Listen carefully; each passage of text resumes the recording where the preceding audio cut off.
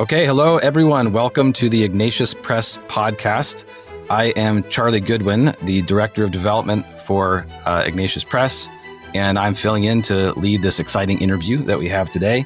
The reason I am here is because I'm kind of taking point for some film projects at Ignatius Press, and we're excited to talk about one of those film projects, a documentary on the life of the great theologian Henri de Lubac. And so without further ado, I would like to introduce the folks that we're interviewing today. So we have Sam Soruch with us here as a filmmaker and the founder of Glass Darkly Films, and Geoffrey Zokal, who is the writer and producer on this Henri de Lubac documentary. And I will give them ample time to fill in their credentials and talk about all the great work that they do. But thank you, Sam and Jeff, for being here. Thanks, Charlie, for having us. All right, let's dive right into it. A documentary on Henri de Lubac. What is this film? What's it about? Who is Henri de Lubac? And why did you decide to make this film? Yeah, Sam, I'll jump in real quick if that's all right, and then Sam, please add on after. Sure. But yeah, go ahead. It's a long story, and one of the things that I tell people is there's definitely a short way and a long way of explaining it. But in terms of who Henri de Lubac was, the short answer is that he was one of the most influential Catholic theologians of the 20th century. And I think that's really beyond debate. He was a French Jesuit who was a Jesuit for the vast majority of his life. He lived a very long life. He was born in 1896, and he died in 1991. So he was 95 years old when he passed away. And the way that I like to explain it to people is that when he was born, there was a Tsar in Russia. And when he passed away, the Berlin Wall was falling. So from a cultural, historical, social point of view, his whole life was that kind of grand sweeping drama of the 20th century.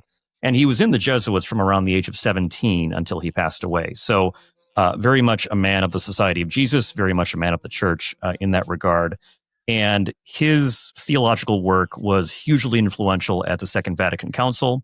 It was very influential in the thought and the lives of such people as Pope St. John Paul II, Pope Benedict, as well as Pope Francis. So very, very major thinker in Catholic theology, especially in patristics, the early church fathers, and kind of the relationship of the human person to the divine, to God. So theological anthropology, understanding what humanity is, what man is, as made in the image and likeness of God.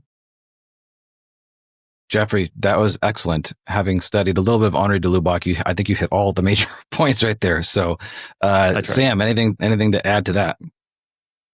Well, I'd like to get into like how the documentary was started, because it kind of goes back to me and Jeff both live in Chicago. We have a mutual friend, Eric Fitz, who Jeff went to school with him. I grew up with him, and Eric knew that we were both Catholic and put us together, and the rest is history, because we had a great collaboration since then on random projects with Glass Darkly, and then most especially this film. So, Jeff, do you want to tell why basically Jeff came to me with this project? So it's really Jeff's story, and I was able to help bring that to life. So go ahead, Jeff, on why you chose this documentary. No, yeah, thank you. And I'll just say, in terms of how I first met Sam, as Sam said, we have a mutual friend named Eric, and I still remember he lived on my dorm floor when I was an undergrad in university, and I still remember as a junior in college, our friend Eric Fitz saying, man, there's this guy, Sam Soruch. I feel like you should meet him because I think you guys could do something someday. Like, I think those were his words. So prophetic words. Yeah, exactly. Right. But to kind of get into the backstory or the history of kind of how I got, I guess you could say, somewhat obsessed with his story and with kind of telling his story. When I was an undergraduate, I was a history major. And this might sound strange, or maybe not, but there was always something about the study of the past, the study of human history, that had, for me anyway, something of a spiritual element or a theological element to it. This idea that the past, the story of human history is not simply a dead thing or something in the past, but in some way, society today is connected to it. That when you look at time, we are connected to the past. and the future is going to be connected to us. So this idea of where is God in all of that? God acting in human history, God acting in the affairs and the work of men and women. And I was doing a little bit of study on the theology of history and kind of how the Christian tradition has understood what history is as a theological topic. And I don't remember exactly how I came upon this book, but it was the first time that I heard of Henri de Lubac. I came across a book that was published in English by this press you might have heard of. They're called Ignatius Press. And they had published it in English, and it was the first major book that de Lubac wrote. It was sort of the book that put him on the map, so to speak. And it first came out, I believe, in 1938. It's called Catholicism. So very broad title. But the subtitle is what really caught my attention. The subtitle is Christ and the Common Destiny of Man. And one of the chapters in that book that really caught my attention was titled The Christian or Christianity and History, in which de Lubac goes into this idea that everything that occurs in human history, economics, politics, culture, art, ultimately has its end in God. It has its fulfillment. It has its ultimate meaning in God, and in the infinite dignity of each person made in the image and likeness of God. So that was very compelling to me. So on a purely intellectual standpoint, that's how I first became interested in his work. In terms of how I became interested in the person, in the man, Henri de Lubac, I wanted to know more about who he was after reading that book. And there were a few things about his life that really caught my attention right away. The first was just the reality that his life was the breath of the 20th century in Europe. He not only wrote about, studied, and described many of the cultural, philosophical, theological events happening during that time, but he lived them. So he experienced the First World War, the Second World War, the Second Vatican Council, the Cold War, the kind of social upheaval of 1968 in France, and all of those things he lived in a very direct, personal way. So I found that very interesting about his life. And kind of the second reason, besides just his intellectual work, that really drew me to him was the fact that this was somebody who had quite a bit of suffering that he had to go through and had to endure throughout his life. And I think, I think many people would say this, and this is certainly true for me, but one of the biggest struggles I've had in my own faith and my own spirituality is kind of, what the catechism terms the scandal of evil. And I think it's easy to have, to write very beautiful, kind of flowery theological language and to write beautiful things about the life of prayer and of God and of the Spirit. But when you encounter the realities of life, when you encounter suffering, when you encounter evil, that can put your faith, it can test your faith in a way that it wouldn't if you hadn't experienced those things. And so what I realized about de Lubac was he served literally in the trenches of the First World War as an infantry soldier in the French army. He was very seriously wounded, almost killed, lost a number of friends in that war. He was involved in the Second World War in the resistance, had another very close friend of his who was murdered by the Gestapo, and was also silenced by the church in the 1950s. And we can maybe get into that later, but he went through a time of being very kind of unfairly, unjustly silenced and prohibited from writing and teaching, but never really given the opportunity to defend himself.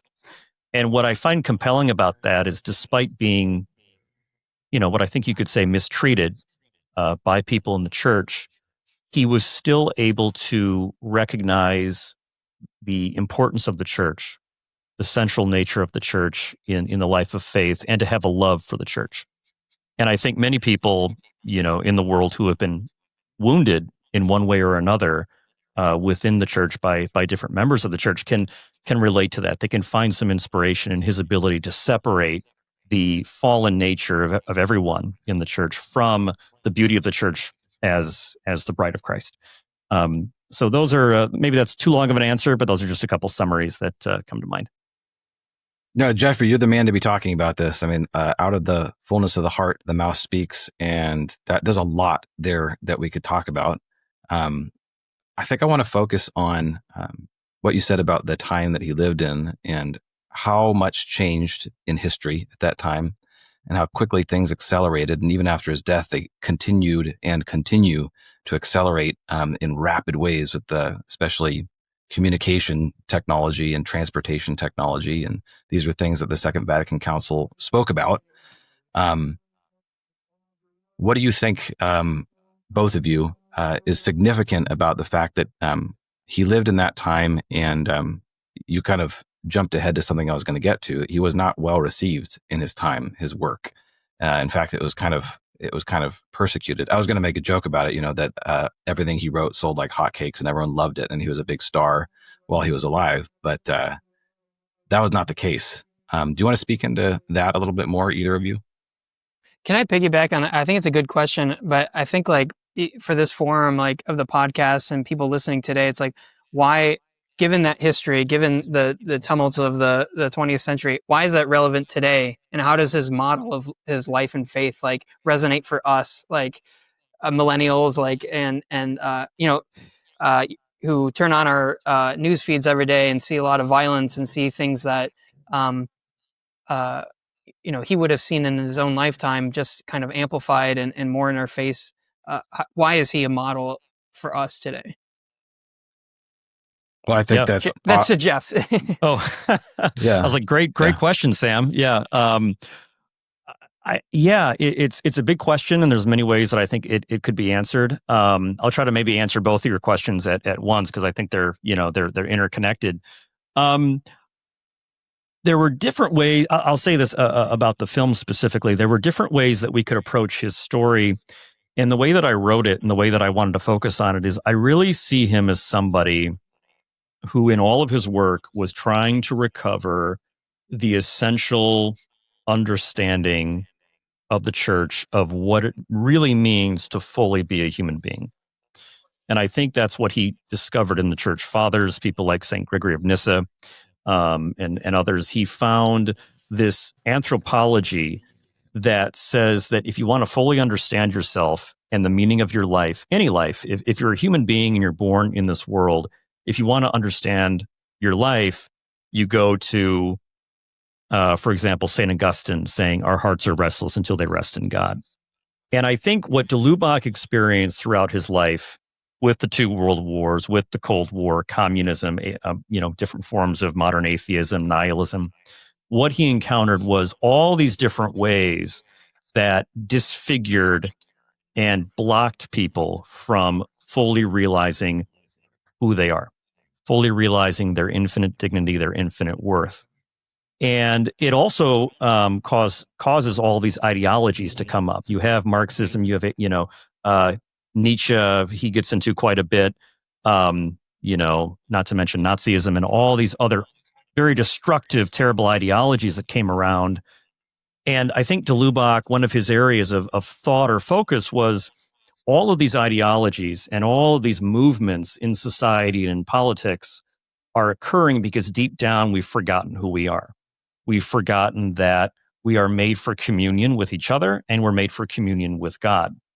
And I think that was something that he tried to recover, that essential relationship between this world and heaven, between this world and God. So, to answer that question, Sam, and I think it's a great question, what can de Lubac say to millennials? Well, I think if you look at millennials or the younger Gen Z, generation that us millennials like to make fun of all the time, we're all struggling, we're all encountering, as you said, Sam, you turn on the news, you look at your phone, you see all the different forms of violence, upheaval happening in our own communities, happening around the world, different forms of injustice. And you ask yourself, what is the ultimate response, the big picture response to all these questions, to all these problems? And I really see it as asking ourselves or wrestling with that deepest question of how do we best fully become what we are? How do we fully respond to what we're called to be, which is the Imago Dei, which is being made in the image and likeness of God? What does that mean in our particular lives? And so I think it's a perennial question that never goes away. I think it's encountered in different ways and it's experienced in different ways depending on the time period and the place. But I think that essential question that I think was part of his work and part of his life, I think if you're a human being, that's always going to be part of your inner world, your nature, whether you're conscious of it or not. So Great answer. Sam, satisfied with that answer? Never satisfied, but it was okay. Always more. Yeah. This is difficult to lead an interview like this because de Lubac is really deep and profound. And Father Fessio, the founder of Ignatius Press, you may know this, was friends with Henri de Lubac and was kind of an assistant to him for part of his life and received encouragement to move forward with his plans to found Ignatius Press. And there's just so much that we could talk about. Father Fessio, believes that he'll probably be a doctor of the church one day, and that his thought and his writings are the sort of works that will take many years to unpack. So I think that's something to consider. And I think, Sam, that's a good idea to say, how is this person relevant to us right now in the struggles that we're facing? Now let's steer towards the documentary then. Does the documentary try to answer that question? There's lots of ways that you can make a documentary. So how did you approach this film, and what were your hopes for, in some way, imparting the good work of Henri de Lubac to an audience through film? Yeah, let me say something just about the documentary form and just like what I think like my task is, which is just kind of it has its limits, and which is a good thing. But eventually, I'm not a theologian, and I had not read a lot of de Lubac, still haven't, but have read kind of overviews, and working on the doc gives you just a taste of, I think, what the documentary does best, which is like give you an experience of someone who lived throughout the 20th century, whose heroic life has impacted many other people. And sometimes that's just enough to show the impact he's had on other people. And that is what kind of stirs the desire to go deeper. You don't have to go deeper, but it's an invitation. And that's what we're trying to point to, is like, here is a man who's like a doorway into a deeper richness of your own faith. And that's just evident in again, all the things that Jeff said in terms of like who he impacted. Ignatius Press exists today because of him. So there's a lot of evidence to say, like, when you go down this rabbit hole, it's going to be satisfying. And the little that I have read of him, I think he's difficult to read because there's just like tons of like citations, and there's just like church father after church father. So in that way, it's like gripping because it's like, oh, there's so much I don't know. But when I read his actual text, I feel like this is just Catholicism. Like I read it, I'm just like, yeah, I already believe that, which is another hint that he's important, because when he was controversial in his lifetime, he's somehow been vindicated just by the disbursement of his theological insights, and that we accept today. I know there's still controversy around him and stuff like that, but who cares? Maybe Geoffrey could speak into that a little bit. What were his theological ideas that were controversial at his time? Sure. And if he's been vindicated now and he's been made a cardinal of the church, is the church different now? What was the church environment like that he was writing for? Who were the other theologians who were scrutinizing his work? And what does the church scape look like now after Vatican II has passed and we're in 2025? Yeah, and I want to be careful answering it because it's it's easy, I think, to play into certain stereotypes and kind of generalizing, of different periods of church history and Catholic thought. But one of the biggest controversies by far, and actually it's interesting, next year, 2026, in addition to being the 35th anniversary of his passing, of his death, it's also the 80th anniversary of the publication of probably his most controversial work, which was titled Surnaturel, or On the Supernatural. And this was the work that really got him into some hot water with some of his superiors. And again, keep in mind, I'm totally generalizing here, but this book came out the year following the end of World War II. So it came out in 1946. And I don't think that was entirely accidental. Because the question that it was replying to, or the question that it was engaging with, was this question of what is the relationship between nature and grace?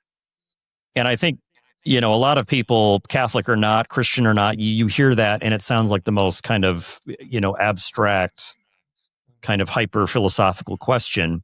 And I suppose, to some degree, it can be viewed that way. But at the same time, when you really think about it, if you're a believer, if you believe that the gospel is real, is true, then that question of nature and grace becomes crucial, because essentially what it's asking is, what is the relationship between nature, as in the world that you and I and everyone lives in, and grace? That is to say, the life of the Spirit, the action and the orientation of God towards the world and towards humanity. And in the final analysis, nothing is really more important than that, because you're asking yourself, what is the relationship between myself and my world and God? And what de Lubac really argued, and again, I'm speaking very broadly here. So, but what he argued is that you can't say in the final analysis that there's a strict separation between the natural world and the supernatural world. And what he was responding to was sort of what's come to be known as neo-Thomism, or this very strict kind of 19th century scholastic Thomism, after the writings of Thomas Aquinas, that argued in favor of kind of a duality or a separation, that there was a natural end to life and a supernatural end. And some theologians had written that and had argued that ultimately, human beings are made and we all can find what they would term or call natural happiness. We can live a good life. We can have all of our basic needs met. We can pursue our hobbies. And in the end, we can live a good, satisfactory life. And that would be enough. But God, in his infinite goodness, decides to sort of add on, as a cherry on top, grace to give us a supernatural destiny, to give us heaven. But strictly speaking, that's not really what our nature really, it's an extra gift. But it's not ultimately what we need. And de Lubac's response to that is, no, you will never find ultimate happiness, fulfillment, contentment, joy in this world alone. Because ultimately, all of reality, no matter what you're doing or what you're interested in, all of reality has its ultimate aim and its ultimate fulfillment in the embrace with God, in union with God. And de Lubac's argument was, if you separate the two, you end up making the idea of prayer and the idea of your faith kind of this nice, addition to your life that's optional. And his whole argument was, in whatever sphere of human life you're looking at, faith is never optional. Faith is the ultimate end. It's the ultimate meaning of everything that we're doing. And that applies to intellectual inquiry. It applies to relationships. It applies to the decisions that I make in my own life through discernment. And the reason why the separation kind of occurred, this imagined separation, is varied. But one of the ideas was, well, we don't want to say that God is not free, that God is required to, that God couldn't have made us, without that need for heaven or that need for him. And I just think de Lubac's answer to that is, we don't need to play that game. We just need to understand. We need to understand that if you want faith to matter, and if you want your life to matter, and if you want the values in your life to ultimately matter in an infinite, transcendent way, then you need to realize that they were made by God for God. And his argument, I think, is if you forget that, then everything else begins to fall apart. It begins to kind of degrade. So that's a broad overview of the question. And if I'm right, so the controversy after that, if you lean on that everything has a supernatural end, that means there's a problem or a paradox within why do we need the church? Because it's supposed to be, well, what does being in the church add to this? If pagans are, already have the supernatural grace within them and can be led to God without, does that mean that the church is just not necessary? Right. Yeah. This fear that it takes away from the importance of the sacraments and the rest. And There's a lot more that we could say about that, but I mean, de Lubac would say no. It doesn't take away from the importance of the sacraments. It doesn't take away from the vital role of the church. The church is the living answer to the fall, to the fall of humanity to sin, and to that ultimate reconciliation to God, which deep down we all seek. So that's getting into the theological weeds of his work. But I'll just say this in terms of his biography, and this is kind of how we frame it in the film. Really trying to focus on his life and his lived experience. That period following the publication of that book in the late 40s, early 50s, was very, very painful for him because he really was kind of silenced and ostracized in a way that he never really had a chance to defend himself with. He would even write, he'd say, I was never told by my superiors what I was accused of. I was never given the opportunity to write something as a defense. He even said I wasn't even given the opportunity to retract what I'd said or written. I was simply told, you are not allowed to write and you are not allowed to teach. Oh. And that went on for several years. And you think about it, that's his career. That's his passion. Yeah. And he is told very suddenly, you may not pursue your call, you may not pursue your passion, and you will, under obedience, live that way. And the way that he described it was lightning striking. He said, lightning struck following the publication of that book. That'd be like if if I was under oath to obedience and someone said I can't make films anymore. Yeah, that'd be death. Yeah. Yeah. I was thinking the same thing. It's kind of hard to emphasize enough for the audience, like he had given his life in religious life, and is not going to get married to totally pursue this and to be a teacher and just give his life to the church, and is obviously full of this thought that he considers to be important, and to have his superiors say no with that. I mean, that's a tremendous cross to bear. So, but even more so, his response. So we get into that in the film. Yes. Is like, I think there's a reason why his cause is open, just partly because of instances like this where his virtue is just resounding. And I remember early on in the making of the film, we had we for something else, we were in a conversation with Jean-Luc Marion, and we knew that Jean-Luc Marion had known and Henri de Lubac, and we asked him, like, what was he like? And Jean-Luc Marion said, oh, he was perfect. Yeah. Because I thought it was funny. He got very, I still remember he got very serious, and he was like, how do I compete with a guy like this? He was perfect. And I thought it's pretty good coming from great Catholic philosopher like Jean-Luc Marion. Yeah. I think that's a great point, Sam, that his response to all this was, he's a faithful son of the church, and he did obey. And that's the sign, I think, in a polarizing world, saints are able to do that.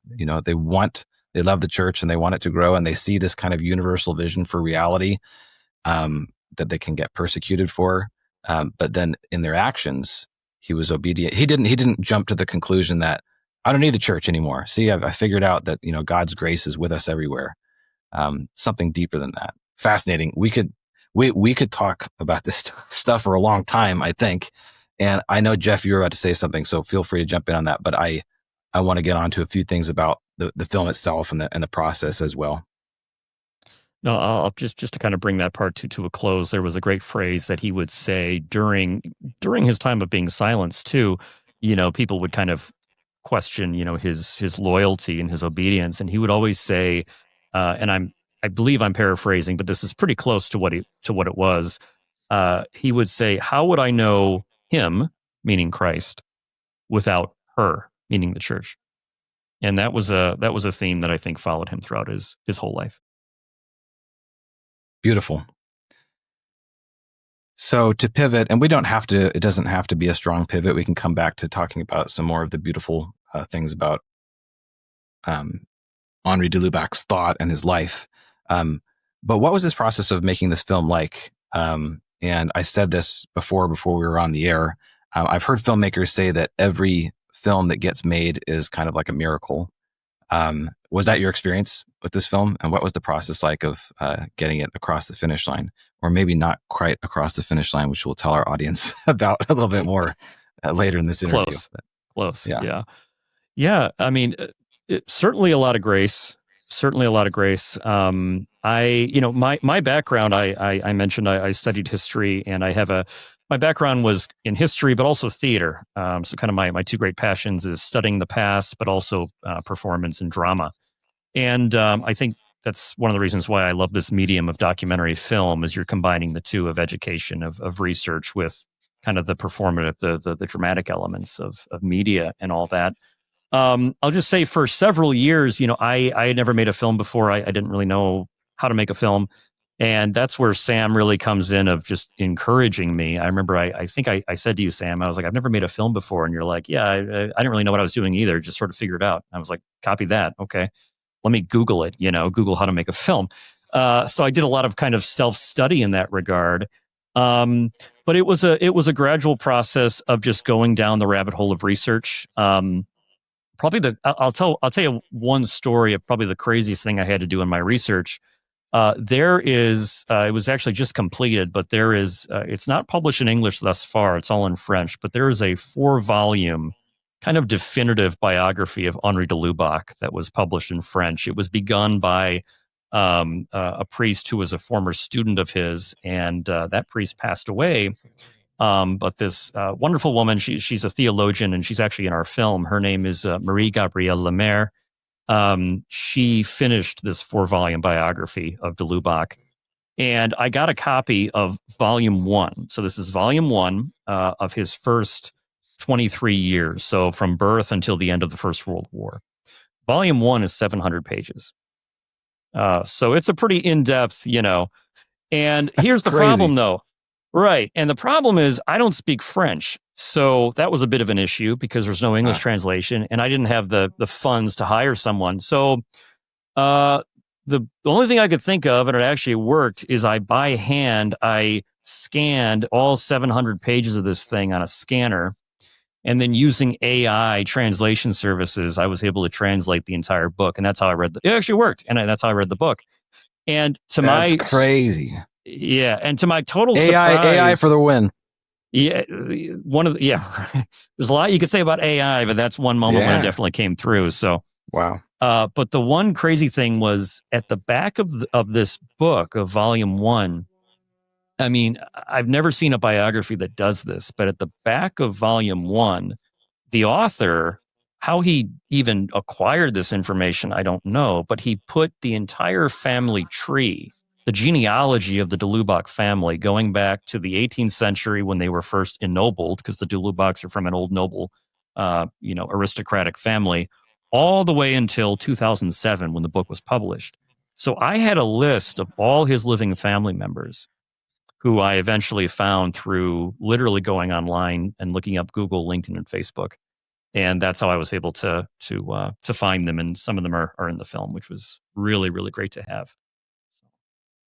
Yeah, I like that about the documentary. Like, you're really starting with, it's like a treasure hunt. There are maps, there are clues, but then there's actually like nitty gritty. Get down in the dirt and like brush off until you find something, and then when you find it, it's elating, because it's that's what it's kind of is about, and then you can share that with the world, and it just that joy of finding the thing of great price and then sharing it just gets amplified. So that's what, I really like that also about documentary. And from my point of view,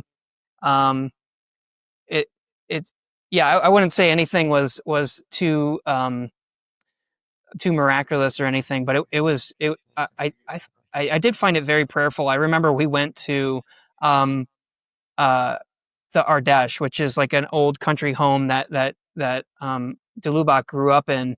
And it was just so beautiful, so peaceful. And it reminds you of a time where there's no internet or whatever. And you're living in this house that, it doesn't look like there's ever any electricity. And I found an old magic lantern, which is a proto-cinema device. And like that de Lubac would have watched, slides. And that was really magical. But for me, it was, when I'm filming, you're chasing the light, and you're trying to capture just natural beauty and trying to tell a story. And especially of a historical figure, it's of these echoes in time. So, and so to capture the place, I think that to me was the highlight of the filming, because he was with us. I thought that was there was definitely a presence there of his spirit. And then one other time, like, because this film was so scrappy, we basically did it all by ourselves, and we didn't really hire a big crew. There was never a bigger crew than like 4 or 5 people at one time, and it's usually just us. So being scrappy, I was always conscious, like, or maybe like self-conscious, that it wasn't the best like thing I could do. If I had more money, then I can bring in people and bring lights in and stuff like that. So I noticed the flaws, and I was feeling down about myself at one point, because like there are things that you could see that could be better. But then I had this dream when I was in part of the process, and it turned me around. It was a dream of Jeff reading de Lubac's diary, and then all of a sudden, like, the dream like went cinematic, where like there was like a aspect ratio crunch, and then the sound of water like gushing out of the diary, and then like the mixture of blood, and then I heard the phrase, "I make Christ present, I make Christ known," and then I just woke up. So it was like a really, I like to think that was like de Lubac kind of telling me, like, you need to have a closer relationship with me to Christ. And so anyway, I'm very happy that that happened, because I was able to identify, like, this is an important project, that he's an important person, that and it made me even more happy that his cause for canonization is being open, and makes me wonder, like, yeah, maybe there's a connection between between those moments that keep pressing you forward. Yeah, That's beautiful. Can I add 2 moments from our trip to filming in France that it was really kind of meaningful for me? And I remember those too, Sam. And yeah, we were in France for about 3 weeks and to film. And by the way, the reason we were able to go at all is because Ignatius Press gave us initial funding for that. So we could not have done that without them. So their trust in us and their support for us was crucial. So always going to be very grateful for that. That was one of the greatest trips I've ever taken anywhere. There were so many moments every day. There was something that that I knew I was going to remember. There were 2 moments for me. I agree with what Sam said. I mean, that sense of him being there, was palpable, was very real. One moment that I remember is we had the opportunity to go to the former front line of the Western Front in World War I, and the amount of research we were able to find the exact places where his regiment served in World War I. And when you go there, it's a beautiful field. There's monuments, there are graves. Hundreds and hundreds of crosses to the individual fallen soldiers. And you can still see, even though it's overgrown, you can see the impressions in the earth of where the shells landed. So you can tell this was a battlefield. And I just, standing there, I remembered reading, we have his letters home, and we have his journal entries from that time. And there's an amazing thing that he wrote. He was about 20 years old when he wrote this, when he said, I'm at the front line, I'm in the trenches, but it's okay, because I found a few quiet moments. And if you read between the lines, what he's saying is we weren't being shelled at that time. And I went off to a little corner of the trench, and I sat down and I began to pray. And it was there that he, capitalized, found me. It was there that the Lord found me. And it was there that I could pray. And he's 20 years old, and he's writing it in a trench, and I'm standing where he was having that experience. Yeah, it was powerful. It was very, very powerful. And I just thought, anybody who's ever suffered, and anybody who has sought God when they don't feel God could be there, when they feel that they're separated from God. I think that's a moment you can go to. And it was very, very powerful and inspiring for me. And the other moment that was very memorable was Father de Lubac had a very good friend named, and I hope I'm pronouncing his name right, so those who are fluent French speakers might criticize me for this, but Father Yves de Monchet, who was a Jesuit philosopher in his own right, was murdered during World War II because he had gone to this very rural, rugged part of eastern France, very mountainous, and he was ministering to the French resistance fighters who were kind of, hiding out there. And something Sam and me got to do was we found the cave that was serving as the hospital where de Lubac's friend, Father de Monchet, was ministering. And we got to go inside and film in there. And, there's a plaque on the cave wall of where they were found, where they were arrested. And de Lubac wrote a book, also published in English by Ignatius Press. I believe it's called Three Jesuits Speak. And it was essentially de Lubac talking about three Jesuits who were friends of his, and kind of de Lubac wanted their writings to be published and more well known by a wider audience. And one of these Jesuits was Father de Monchet, and de Lubac in very good detail describes what happened to him. And he closes that chapter by saying, today Father de Monchet is almost forgotten. But, to do good works, you don't do them to be famous. You do them because they're the right thing to do. That's the law of the gospel. And when I read that, I thought, this is an opportunity to show kind of the strong friendships that he had and the influence of just the interconnectedness of him and his friends. And so we got to go there, and that was a very, again, a very humbling thing to do. And I'll just say, last thing is, one of his biographers said that Henri de Lubac had, quote, a genius for friendship, for developing friendship. And I think just that social nature of the faith, the fact that we're all interconnected, that we are all on the road to God together, that we don't go to God alone, but we go to God through those relationships, through those friendships. That was something that you can really see in his life, and that I've tried to emulate in my own life as well. Yeah, I second that. I think, the fact that de Lubac said that this person is almost forgotten, and the fact that we can basically tell a documentary in that person's story in the documentary is really powerful. Me and Jeff knew that friendship is going to be a big part of the documentary, because not only our own friendship was strengthened by working together and praying together and making this film together. We had, my best friend, Jeff, a good friend of ours, was killed in a cave, and we were there together on a film set.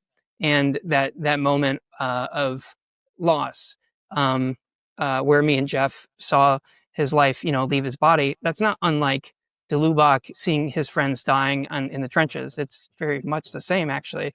There's something about this life that's transient, and how do you become, or what is the value of friendship across death?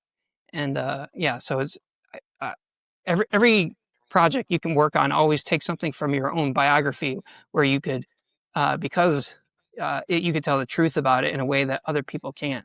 There's a personalism, there's a vocation to the stories that you take on to tell. I think this is true of Henri de Lubac too. His vocation was to tell the story of Christ at a time when that his own personal experience can be brought to it, his own loss of friendships, the battlefield. He was personally called to answer some of that stuff at the highest levels of the church. And I remember that, Sam, and it was a terrible accident.